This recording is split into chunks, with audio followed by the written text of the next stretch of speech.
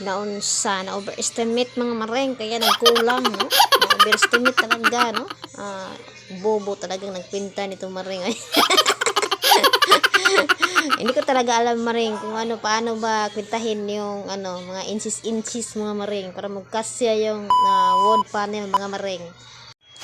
What's up mga maring koy? Kumusta kayo dyan? Okay ba kayo dyan? Welcome na naman sa aking pangalawang vlog for today's video mga maring for today, no? Ito maring, no? Hindi namin ano ba ang tawag maring? Sa Bisaya pa is di ka ba mukwenta mo maring hasta yung mga salesman ito mga maring. Actually mga maring, itong wood panel na to, no? Ang pangalan nito ay wood panel. May apat na kulay ata to mga maring, no?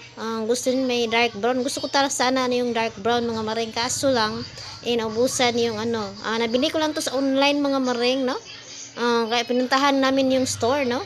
Pinuntahan talaga namin ng store dito doon sa Cebu mga maring, no? Kasi mga maring, marami ito sa sa hardware, no? Marami ito sa hardware. Quality talaga siya mga maring. 3mm thick siya. Pero itong nasa online mga maring, class ito, pero okay pa rin naman kasi gusto ko kasi flat lang yun doon pag maikabit mo na sa sa dingding nyo, no? Sa pader nyo. Ito maring yung resulta, no? Okay naman siya maring, no?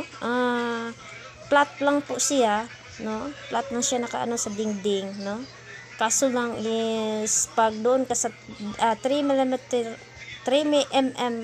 thick yung bag-on mga maring is takot kang mga maring kasi madali rin siyang man tawag doon, yung masira mga maring, yung mabuak ba? Yung tawag mabuak, yung broken mga maring ba? Yung pag gusto nyo yung yung 3mm na gibag-on ng wood panel na yun mga maring, kasi parang PVC lang siya mga maring, no? Ito man yung isa mga maring, yung gusto kong yung favorite ko talaga, yung mga shelf lang siya mga maring. In order ko pa to sa Lazada, no? Shelf, bookshelf or anong ilagay nyo sa na ipapilit mo lang yung sa wall mount mo yung sa sa pader mga maring, no?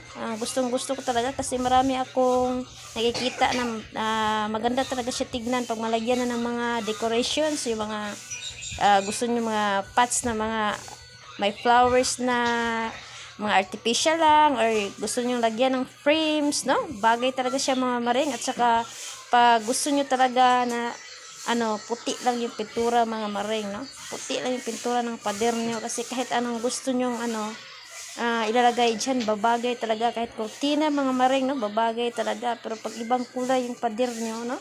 Mahirapan ka maghanap kung anong ibabagay mga maring. Kaya ito, nag-DIY talaga ako maring na mapalitan tong pintura ng aking pader, no? Ito lang video ko mga maring. Thank you for watching. Babu!